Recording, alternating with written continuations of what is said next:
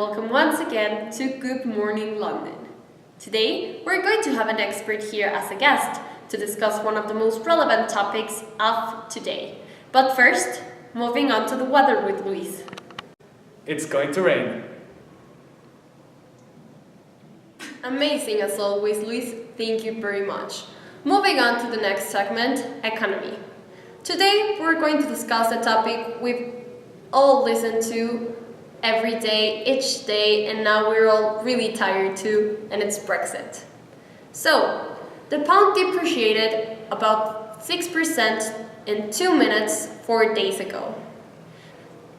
Since there were no policies implemented, the only reason it could be traced back to is mostly a speculation, since President of France, François Hollande, said they will be expecting or needed a hard Brexit.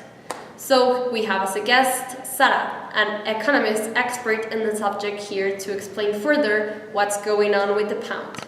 So essentially what is going on is that even before Brexit happened, when it was only a rumor and only a chance, uncertainty started going on. Why? Because the future of Britain's economy was uncertain. People didn't know what was going to happen.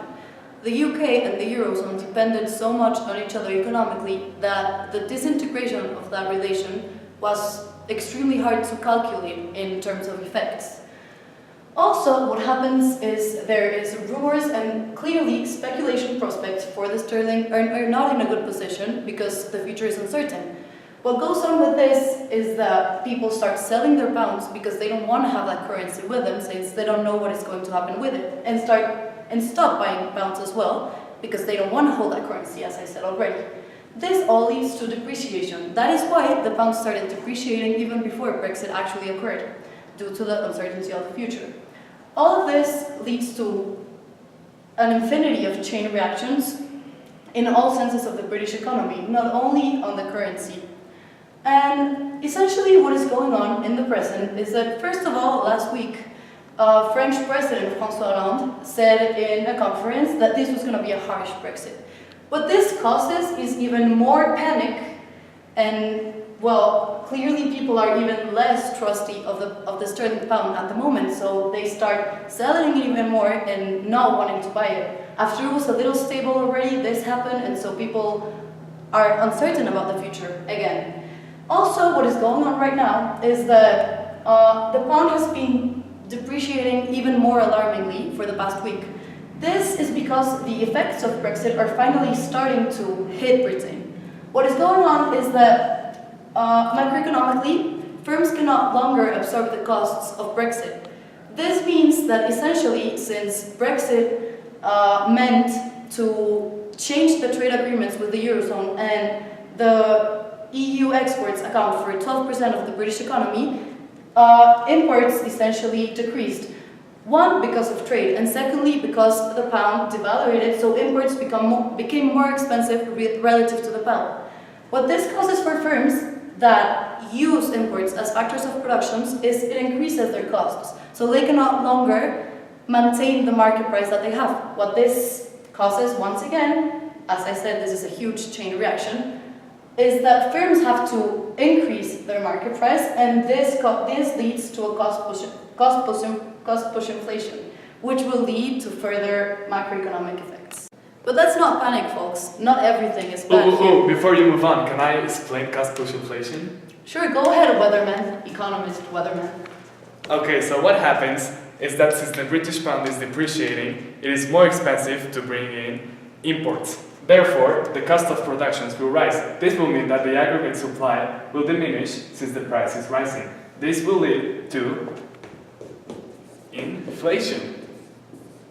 So, what happens is that there is going to be a decrease in the real GDP. And as you all know, I know, that 2 negative quarters of GDP growth means that there is a recession.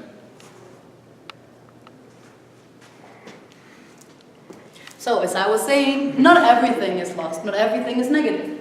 As I explained before, imports become more expensive, but at the same time, since the currency is depreciating, exports increase in quantity because our currency is cheaper now to the world, so they want to import more British goods. So what happens with that is it has a positive effect on the current account. Why? Because more money is entering the country than actually leaving the country. Although a counter-argument for that in terms of macroeconomic effects is that investment, which is also a source of inflow and outflow, is uncertain. Because investment, like foreign investors don't know what will happen with the British economy in the future, and they are not sure they want to invest their money in our economy. We are here in the British stock market with economist Amanda Johnson. Amanda, if a currency depreciates, shouldn't the investment decrease in the short run? Then what is happening with the UK?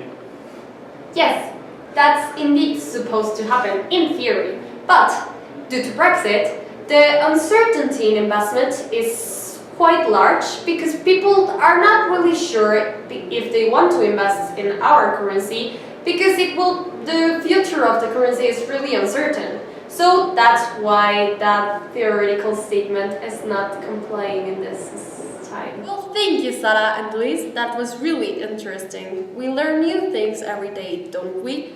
Next, we're going to see our street reporter asking British people what they think about their economy and if they have noticed what's been happening recently with their currency. I cannot buy my daily pack of cigarettes. Inflation is fucking high. To the supermarket this morning and everything is so expensive. I can't afford it. I'm fucking broke.